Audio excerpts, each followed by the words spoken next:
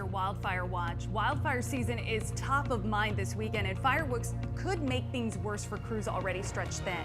Firefighters are battling several new fires burning in the high country. The largest fire is burning in Yavapai County between Sunset Point and Crown King.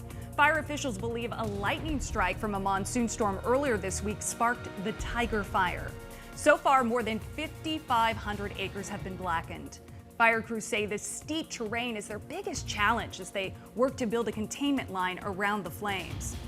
Almost all of the national forests in Arizona are closed right now because of the extreme fire danger. Coronado National Forest is the only one open to the public for the holiday weekend. The rest of the forests are closed. That means no hiking, no camping, no fishing or swimming. Access to popular hiking trails in the valley will also be limited this weekend to reduce the risk of fires. Tomorrow, Phoenix Park Rangers will close the entrance gates to Camelback Mountain, Lookout Mountain, Papago Park, South Mountain, and Dim Hills. So if you want to hike, set your alarms to beat the closure and the heat, of course.